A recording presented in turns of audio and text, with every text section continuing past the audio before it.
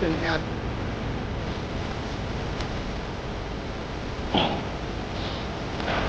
Lagot. May nakita akong halimaw, grabe.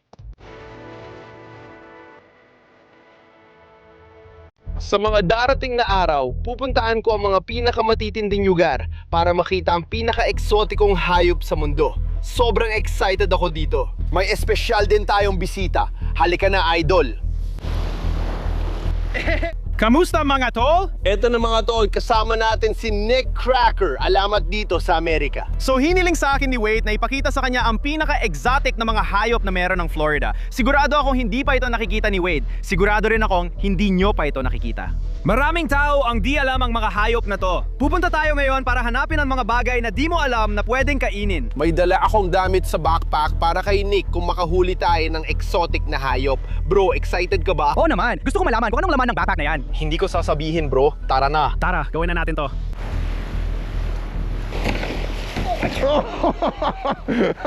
Halos mapatay ni Nick ang sarili niya sa pagsampa sa bangka, tol. Ayos ka? Grabe ang pagkabundol ng binti ko ngayon. Sobrang sakit pero okay lang, tuloy pa rin. Sabi namin sa Australia, ayos ka lang tol, ipapakilala na kita sa kapitan ng bangka.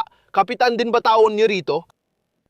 Kapitan, ayos, nandito na. Si Dylan ang astig sa Florida Keys. Bro, may exciting na aksyon ba tayo ngayon? Oh, sigurado. Malalaman natin, baby. Malalaman natin yan. Tara na, simulan nating rumatsada papunta sa Abot Tanaw. Woohoo! Mga pare, excited ako sa araw na to. Sana makakita tayo ng ibang hayop.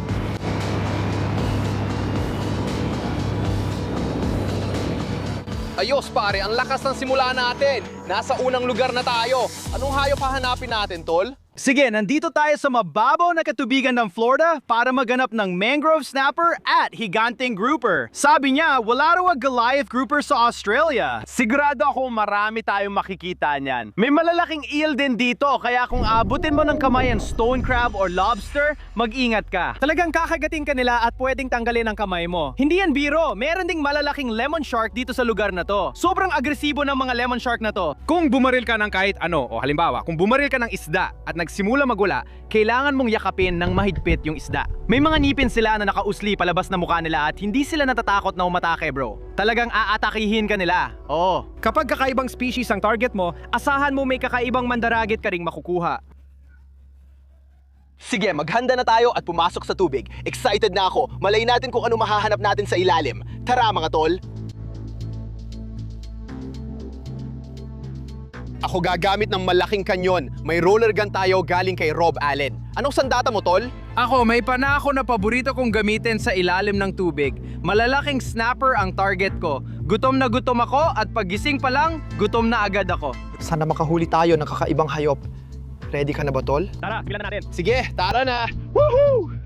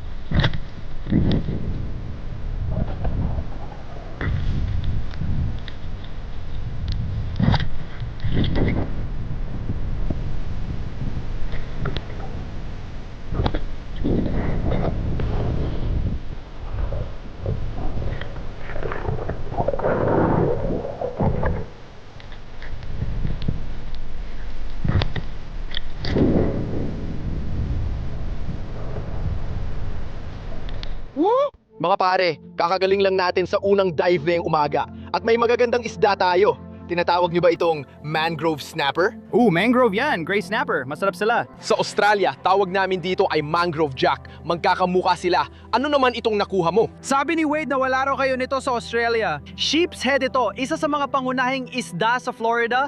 Gold standard dito at sobrang sarap. Ito ang magiging pagkain natin mamaya-maya. Ang talker ay pagkain, bro. Sige. Susunod pa tayo ng kaunti mga pare at tingnan kung ano pa ang makikita natin. Gusto ko ng talagang kakaiba. Huwag mo akong masamain, maganda naman ang mga ito, pero gusto kong kumain ng isang bagay na hindi pa nakikita ng iba. Alam mo yon? Kaya yon ang hinahanap ko. Kailangan nating pumunta sa ibang planeta. Tara na, salamat kapitan sa pagdala sa amin sa tamang lugar. Astig ka. Tara mga pare, medyo umakyat pa tayo sa baybayin at may nakita tayong lumubog na barko sa harap. Ito na ang pangalawang spot natin ngayon. Yung naunang spot, huwag niyo ako intindihin ng mali. May mga nakuha tayong magagandang bagay doon, pero wala pa yun sa mga makikita natin dito ngayon. Dito talaga yung kakaibang mga bagay at higit pa doon, mas malaki pa talaga ito. Nabanggit ko yung mga pating nung nakaraan, pero yung mga pating sa paligid ng mga lumubog na barko, madalas malalaking bull shark talaga sila. Sige. Kaya magdikit-dikit tayo, lumapit kayo. Sana makakita tayo ng Cubera snapper. Yun ang gold standard na isda. Kaya marami tayong bagong hayop dito. Maraming bagay na hindi ko pa naranasan dati. Tara, pasok tayo sa tubig at tingnan natin kung makakahuli tayo pare. Tara na. Tara na!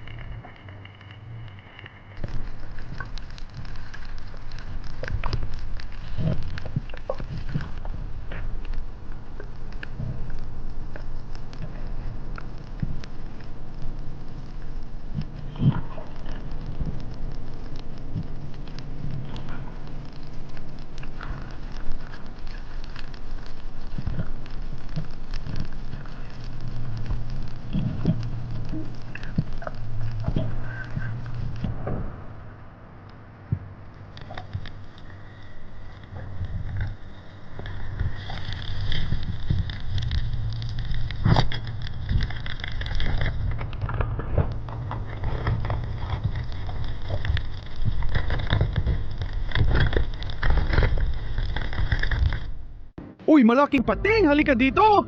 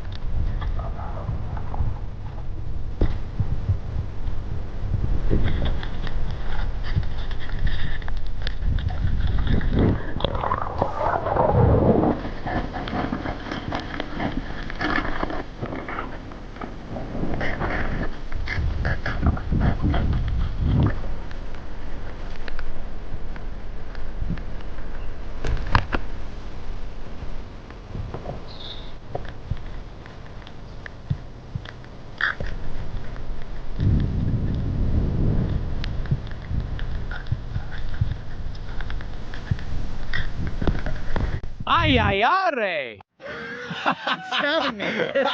Bumaba kami gamit kamay at may nakuha kami. Kumusta pakiramdam mo, bro? Bro, ito na ang pinakamasarap na makakain mo sa Florida. Florida spiny lobster na sobrang tamis ng laman. Sobrang iba kumpara sa mga nakukuha natin sa Australia. Para silang kulay tsokolate na may halong orange. At sobrang excited akong tikman ito. Sa tingin mo ba makakahanap pa tayo ng iba pang mga bagay doon sa ilalim na? Bro, literal na lumalangoy ako doon at pakiramdam ko sobrang ganda ng lugar na to para lobster lang ang nandito. Ang daming maliliit na bitak at siwang. Sigurado ako may mas kakaibang nilalang pa kaysa sa meron tayo ngayon. Meron na tayong mga lobster pero kailangan pa nating hanapin yung kakaibang hayop dito. Alam mo tol, may isang bagay sa channel ko na sobrang astig. Ito yon pare. At gumawa ko ng kakaibang portion para sa'yo. Itong quick revive. Purple na timpla tol. Alam mo ba kung ano to? Hindi, medyo natatakot ako. Medyo kakaiba to. Kuya, pag iniinom mo to, parang mabubuhay ka ulit at magkakaroon ng sigla para makahanap tayo ng kakaibang hayop dito. Buksan mo na yan, kuya, at ikaw ang unang tumikim. Uy, ang bango niya, nastig. Iabot mo sa akin yan, tol, pagkatapos mong tikman.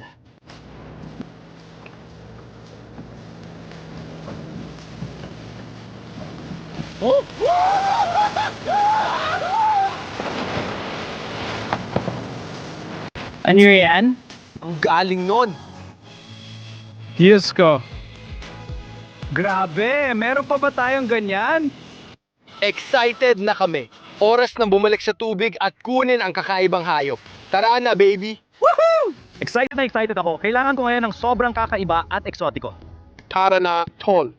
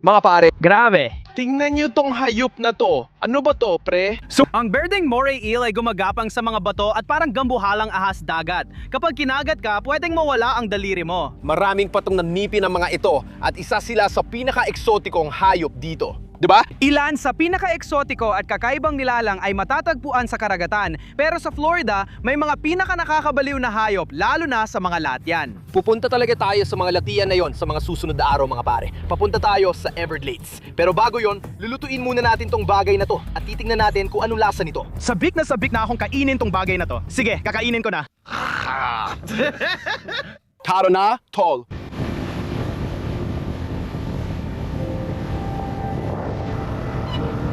Sige mga pare, dahan-dahan lang tayo sa pagpasok sa mga isla. Dito tayo magluluto. Para itong mga isla ng Bakawan, dalawa sila. Mukhang dito rin natin ipaparada ang bangka. Ito ang isa sa pinakamatitinding araw namin at sobra ang pagkain sa harap namin. Dito sa kanan, may Florida spiny lobster. Natry mo na ba, Wade? Hindi pa ako nakakakain nito. Hindi lang matamis ang laman, masarap din ang head butter. Pagkaluto, nagiging maliwanag na pula ang channel crab. Lagi silang kumakain ng maliliit na kabibe sa dagat. Masarap ito. Nakakita ka na ba nito? Hindi, ngayon lang ako nakakita ng ganito. Ito ay babae, mas malalaki ang kuko ng lalaki. Ang babae ay maliwanag na pula at kadalasang kinakain ang head butter. Sa gitna, may mangrove snapper na pwedeng kunan ng 2 fillet. Sa ibabaw nila, meron silang matutulis na tinik, kaya kailangan mong mag-ingat habang niluluto mo sila, pero masarap talaga sila. Meron tayong sheep's head. Ang sheep's head ay talagang masarap dahil kumakain sila ng mga barnacle at crustacean sa mga bato. Lahat ng kumakain ng barnacle at crustacean ay may napakatamis na laman. Gusto mo bang ipakilala ang iyong... Oo, nandito na tayo sa pinaka-espesyal mga pare. Isang dambuhalang moray eel. Ito ay isang berdeng moray eel. Bakit hindi mo ito buhatin? Bubuhatin namin ito. Isa yan sa pinaka-eksotikong hayop mga pare. Tingnan nyo ang bibig niyan. Umalis ka na! Ayoko halikan yan kasi may 3 hanay ng ngipin at mahirap patayin ng mga moray eel. Nakakagulat na hindi sinusubukang kagatin ng hayop na to si Wade. Hindi. Ayos lang siya. Ayos lang siya. Magtatabas tayo ng steak mula sa hayop na to. Sigurado masarap yan ihawin. Nabanggit ni Wade na tinanong namin kung gusto niyang tanggalin ang laman loob ng igat. Sabi niya hindi, dahil Australiana sila at kakainin nila ang laman loob. Naisip ko na kakaiba yon. Astika bro, kahit anong pagkain kaya mo. Akala ko ako na ang matapang pagdating sa pagkain, pero ibang level ka. Iba talaga dito, tol. Ipapakita ko sa'yo kung paano namin ginagawa dito sa mga isla, kapatid. May kakaiba kaming paraan at kadalasan, sobrang lupit niyan. Bro, seryoso? Hindi ako makapaniwala. Totoo ba? Siya ba talaga, bro? Mag-comment kung alam mo ibig sabihin nun o wala talagang sense. Grabe, buong araw siya nagsasalita ng kung ano-ano. Imbento lang talaga yan, bro. Wild. Ilagay mo dito. Ang daming kahoy dyan, kapatid.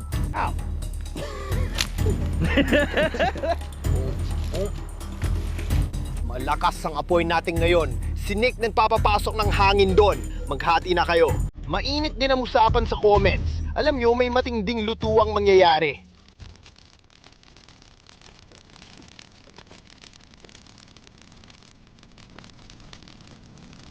Excited ako ngayon. Nasa unahan na ang nilulutong isda natin at nasa stick na ang moray eel. May shellfish pa tayo, kapatid. Ilagay mo na lahat na yon. Hahayaan lang natin silang nakapatong sa mga baga at kailangan nilang mapalit ng kulay. Tingnan mo, gumagalaw siya. Siguro dahil sa lahat ng mga nerbiyos sa katawan nito.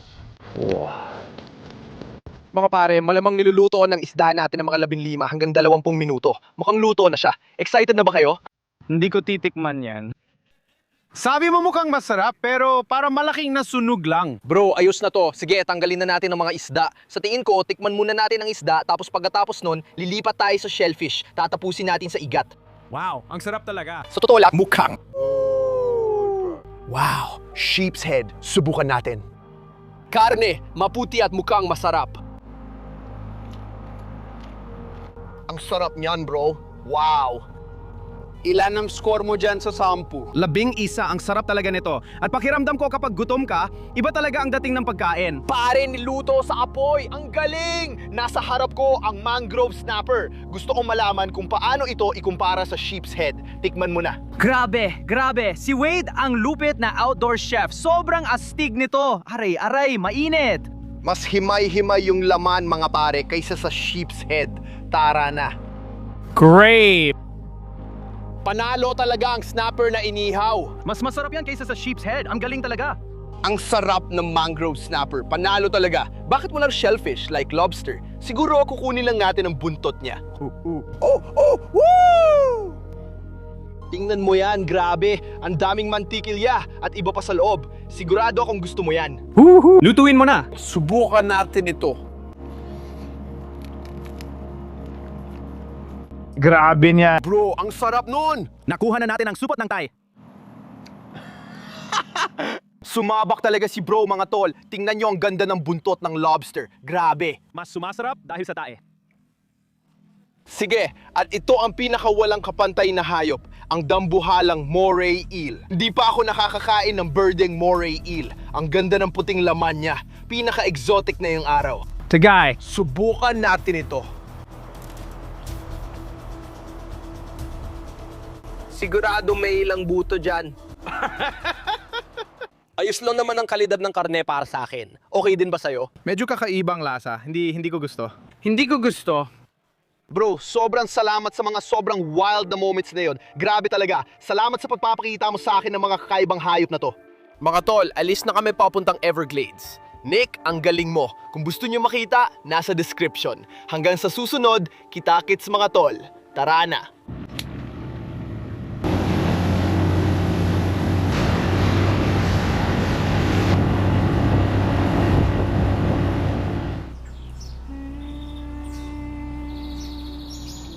Kakarating lang namin sa isa sa pinaka-wild na lugar sa mundo, ang Florida Everglades. Alam nyo namang hinahanap namin ang pinaka-exotic na hayop sa mundo. Kung akala nyong wild na ang mga nakita nyo kahapon, hintayin nyong makita ang matutuklasan namin ngayon.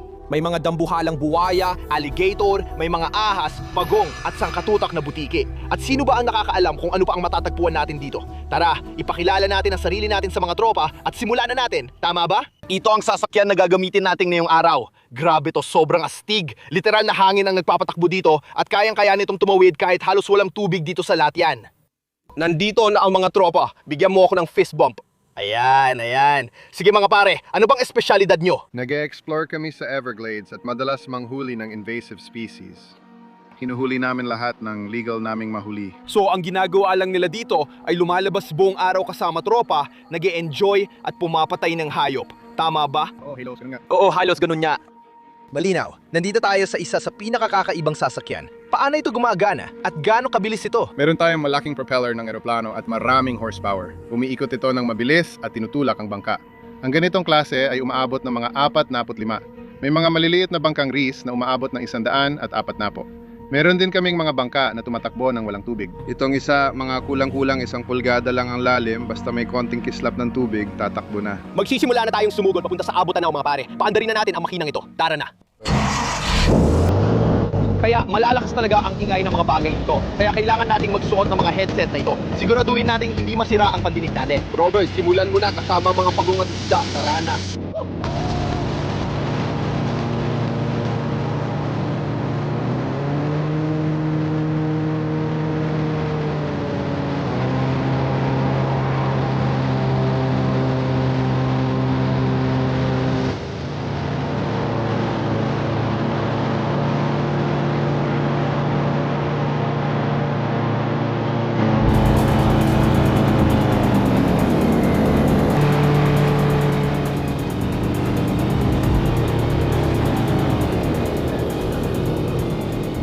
Nakuha na natin ang una nating hayop dito, isang red ear slider na pagong. May mga linta sa harap niya mga pare at nakatago siya ngayon. At ito ay isang invasive na pagong dito. Tumalon lang ako sa latiyan na to at hinuli ko to gamit lang ang mga kamay ko. Hindi maganda ang amoy nito at puno ng mga linta. Native sila sa Central America at ginagamit sa pet trade. Hindi dapat sila rito pero protektado ng estado kaya pakakawalan natin. Maganda at maliit na hayop ito. Ibabalik natin siya at magpapatuloy siya sa buhay. Tara, kaibigan. Lulubog lang siya sa putek at mag-e-explore pa rin. Ano ba kinakain ng mga ito dito, pare? Lahat ng patay, pira-pirasuhin nila at kainin dahil mahilig sila sa karne. Karne, medyo carnivorous sila. Kumakain din sila ng ilang halaman. Pero siguradong mas carnivorous sila. May nakita kaming magagandang palatandaan ng hayop. Magpapatuloy pa kami sakay ng bangka at umaasang makakita pa ng kakaibang bagay.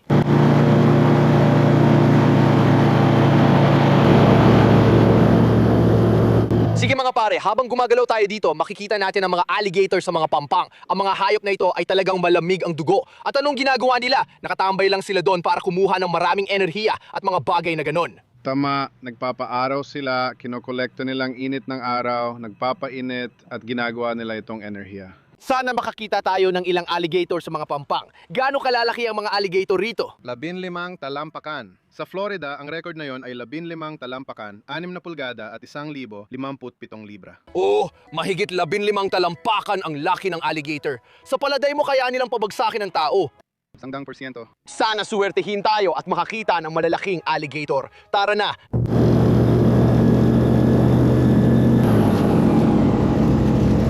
Mga pare, may alligator sa unahan. Grabe, tingnan nyo tong halimaw na to. Wow, tingnan nyo siya. Oh. Grabe yan, pare. Astig yan. Sige mga tol, may dalawang alligator sa unahan na nagbibilad. Sabi ng mga kasama ko, mas malapad daw ang ulo ng lalaking alligator. So may malaking lalaki sa unahan at maliit na babae sa likod. Mga tol, malamang nagtatalik sila. At kung tutuusin, wala nang mas magandang lugar sa mundo para gawin yon. Alam nyo ba, ang kasarian ng mga buhaya ay nakadepende sa temperatura ng itlog mga tol. So ayun, kapag mas mataas ang pwesto ng itlog, puro lalaki ang lalabas. Mas mainit kasi doon. Kapag mababa naman, babae ang magiging anak. Gumagawa sila ng bunton at binabantayan nila ito ng mga 60 hanggang 70 araw. Mga tol, ang mga alligator dito ay may dalawang klase ng talukap sa mata. Isang malinaw para makakita sa ilalim ng tubig at isa pang tumutulong isara ang kanilang mga mata. Grabe, nakakabaliw kung paano parang ginawa talaga ng Diyos ang mga ito para maging ubod ng bagsik na mandaragit. Iiwan na muna natin ang mga ito. May ilang tropa na nagsabi sa akin ng mga kakaibang mangyari sa bandang itaas ng ilog. Kaya tuloy lang tayo. Tara na.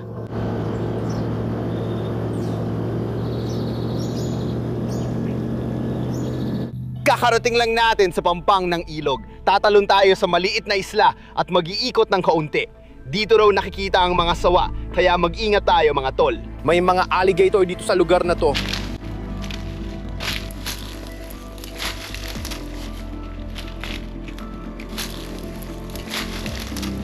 Ayos mga tol, may ahas sa harap natin na nakita natin. Isa sa atin ang huhuli para makita natin ng maayos. Sige, pasok ka na tol.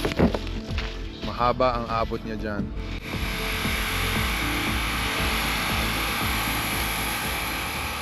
Malaki yan. Huwag mong kadatin sarili mo, pare. Iyan ay isang malaking python na nahuli namin dito sa Latian.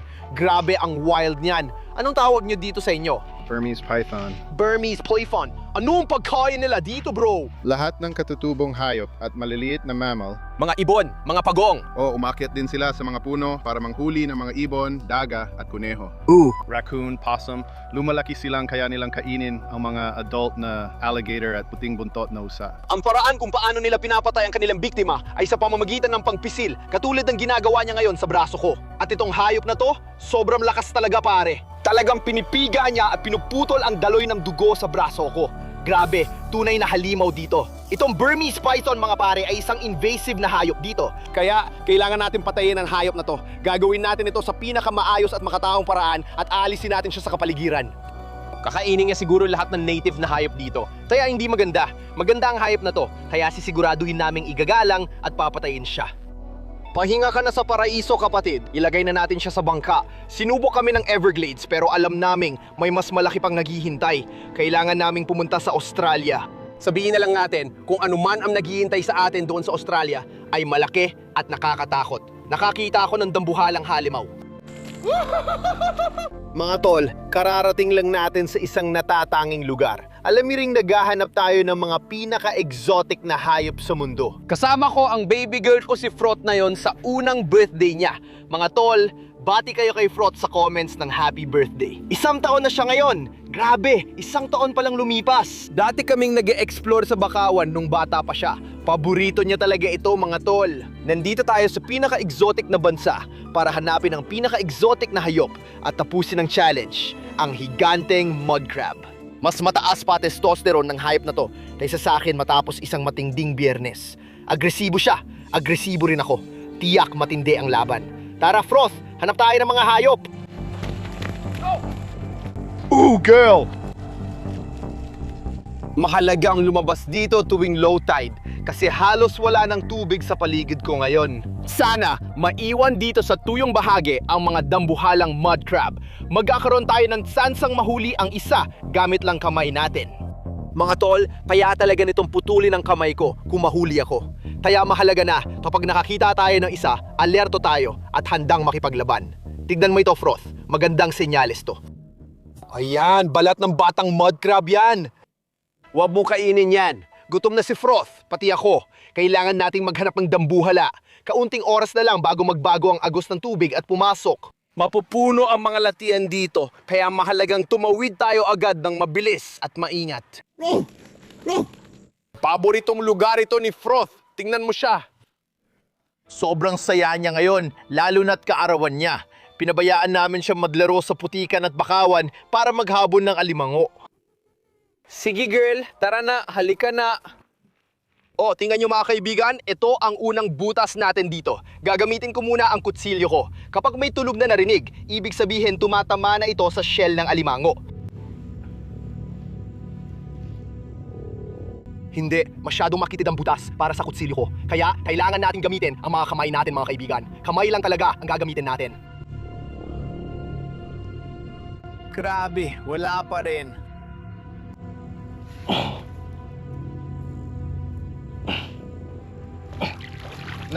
Umaabot ng ilang metro paatras ang butas at kumikurba pa sa likod. Kailangan nating gumalaw dahil wala tayong mahuhugot doon. Maganda at maluwag ang pwesto na to, may ilang puno. Siguradong may malalaking alimango na nagtatago rito. Tingnan mo. Nakakita ako ng isa sa pinakamahirap makita dito sa putikan, ang bote ng beer. May nag-iinom dito sa bakawan, hindi mo aakalain, di ba? Froth, tingnan mo. Mapapaniwalaan mo ba pare? Iwan muna natin to dito. Babalikan na lang pag alis natin. Kailangan pa nating pumasok sa loob. Itong mga ugat dito ay sobrang perpekto. Dito magtatago lahat ng mga alimango. Kaya susuot tayo sa ilalim. Titingnan natin sa ilalim ng lahat ng mga troso dito. Nakuha na natin ang unang alimango mga pare. Nakatago siya at nalaman ko lang dahil sa maliit na makinang bagay sa ibabaw.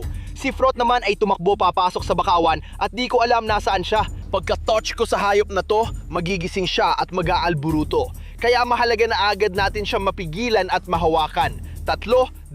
2, 1. Nakuha ko na.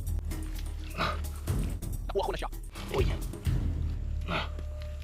Tara na, pare. Ayan na. Kita mo? Sobrang galit siya pero pinadapa lang natin siya ng ganyan. Dapat makuha ko na to. Una nating alimango yan mga tol. Di pa sapat laki pero magandang senyales. Lalaki siya, maganda at maliit. Mapapahinga lang siya sa taas. Siguro naghahanap ng babae tulad ng ibang lalaki. Astig, ang ganda. Pre, nakuha na natin ang una nating alimango. Tignan mo. Lumayo ka. Baka kagating ka niya. Ibabalik natin siya sa pinanggalingan niya. Diyan mismo. Ilalagay natin siya sa ilalim. Sige, mag-explore pa tayo mga pare. Tara.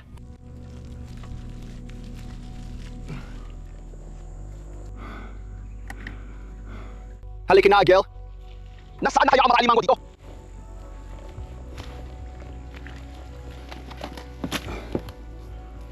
Walang kahit ano sa ilalim niyan.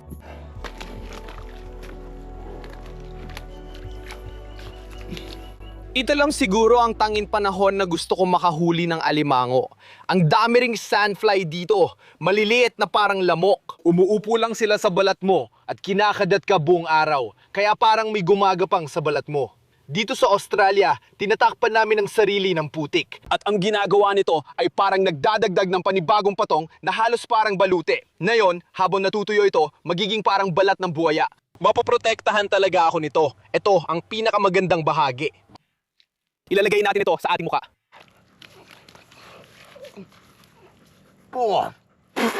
Ayusin natin ito at siguraduhin nating mapahiran din si Froth. Lagyan mo rin ng kaunti sa ilong mo. Ayos ka na. Sige, mukha siguro akong tanga. Pero sabihin na lang natin, mas magaan ang pakiramdam ko ngayon kaysa sa gumagapang ang mga insekto sa balat ko.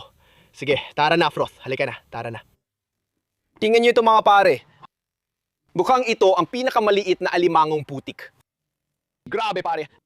Huwag mo akong sipitin tol, munting alimango ka lang. Hindi ko siya makuha, ang liit niya. Huwag na natin siyang istorbohin. Magpatuloy na tayo. Pansin mo bang nagbabago na ang paligid? Konti na lang ang mga puno dito. Mas marami na tayong nakikita ang malalalim na ugat ng bakawan. Titingin tayo sa ilalim. Dito sila tumatambay. May nakita tayong alimango mga pare. Nandyan sila sa loob. Mahirap kunin pero kaya natin makuha to. Wala na rin akong espasyo para sa GoPro. Kukunin ko na lang ito sa diretsong POV. Andyan lang siya.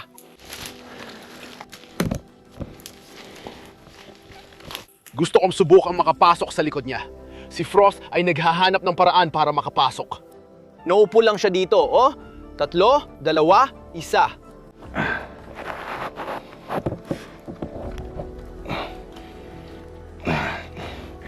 Ayan na, tignan niyo yan mga pare. Nasa gitna na talaga tayo ng aksyon. May maliit tayong lalaking alimango rito. Ang cute ng maliit na alimango na yan, pero medyo maliit pa siya. Hinahanap natin yung pinakamalalaking alimango dito. Hindi pa ito yung halimaw na gusto natin, pero maganda itong senyales. Kapag ganito, kaganda ang kulay kalawang nila, ibig sabihin marami silang laman at malapit na magpalit ng balat. Pakakawalan ko na siya at ibabalik doon. Tara na ate, hanap pa tayo ng isa. Maganda ang senyales yan, tol. Maraming alimango sa ekosistemang to.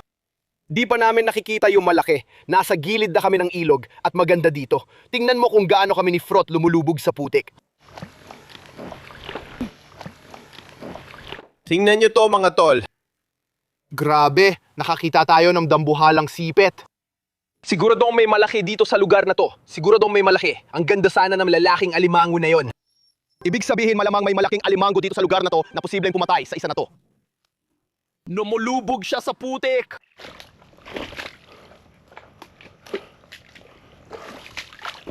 Ano to pare? Isa ito sa pinakakakaibang bagay na nakita ko sa buhay ko. At mukhang ulo yan ng parang mangrove jack o snapper o kung anuman. Grabe yan, tignan mo yan. Malaking bunggo ng isda. Tiyak na may mga alimangong kumakain dito. Grabe mga tol. Sa palagay ko, nakita ko na isa sa pinakamalalaking alimango sa buhay ko. Nandito lang siya sa loob at ang pinakamahirap dito, halos hindi mo sila nakikitang lantad ng ganito. Karaniwan, nandito lang sila sa loob pare. Sige ate, kailangan mo lumayo dito. Sobrang laki ng alimango na to. Seryoso ba yan? Grabe, halimaw talaga tong bagay na to pare. Tingnan mo siya doon. Sige, susubukan kong dumiretso mula sa likod niya. 3, 2, 1. Ay, hindi!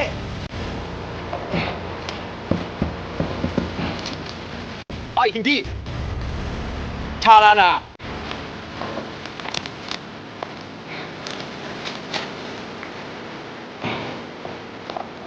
Tingnan mo siya pare, ang laki niya at may lumot pa. Oh, nakuha ko siya. Nakuha ko siya pare. Tingnan mo yan, may halimaw tayong nahuli. Hinilalang natin ang dambuhalang ito direkta mula sa bakawan. Mga tol, ang laki nito. Sobrang laki, nagawa natin.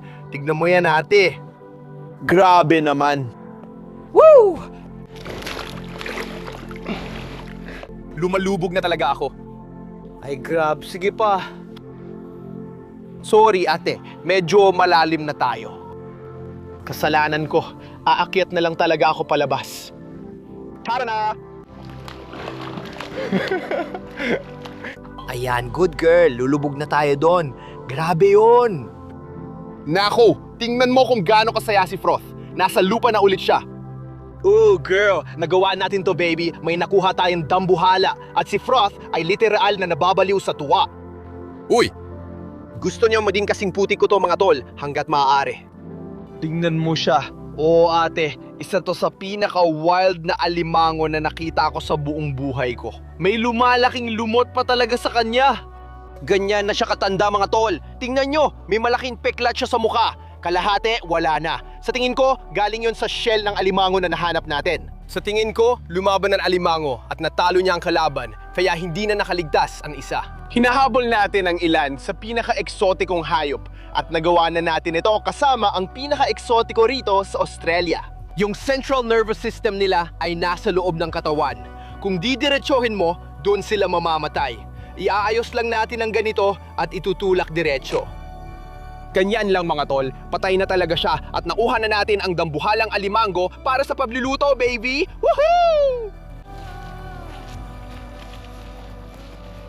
May nahanap tayong astig na pwesto na may bakawan sa likod. Sana maganda dito. Nagsimula na rin tayong mag-ipon ng kahoy. Dito natin itatayo, girl. Kailangan pa natin kumuha ng ibang klase ng kahoy. Sige, good girl. Tara na, punta na tayo. Karaniwan, may birthday cake ka sa kaarawan mo. Pero si Froth, makikisalo sa mud crab kasama ko dito sa Bakawat. Mag-comment na kayo, umaapoy na sa comments. Birthday ni Froth na yon at may dambuhalang alimango. Nandito kami, palalakasin ko pa ang apoy. Hintayin mo nang humina ang apoy para makuha ang tamang init saka ilalagay ang alimango sa ibabaw. Ito ang dahilan ng ginagawa natin, baby. Nasa Australia ako kasama si Froth sa birthday niya. Sobrang saya niya at kakain kami ng alimango. Ilipat natin ng kaunti ang baga sa gilid. Maganda na ang base ng baga dito, kaya ilalagay na natin sa ibabaw. Ganyan lang, mag-steam siya sa shell at magbabago ng kulay. Grabe, naniniwala ka ba? Birthday niya pero sobrang pagod, knockout sa antok. Ayos lang ate, magluluto ako ng alimango para sa'yo. Pagkagising mo, may sariwang alimango ka na.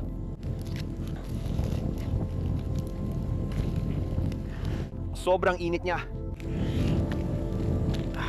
Kukunin natin ang magagandang sipit na to. Grabe, yan mismo ay isang mud crab lollipop mga tol. At hindi ka pa paniwala yan. Froth, birthday mo ba yun, girl? Heto na, good girl. Ito ang dahilan ng ginagawa natin. Nakuha natin ang pinaka-exotic na hayop sa mundo, ang higanteng mud crab sa tabing dagat, kasama si Froth. Nilalantakan na niya pagkain niya. Mga tol, tikman natin to. Tara. Mud crab lollipops sa apoy. Kung nagustuhan niyo to, marami pa kaming ibang videos. Kita-kits sa susunod na Wild Offshore Kwento. Huwag kalimutang mag-like at mag-subscribe. Shihoo!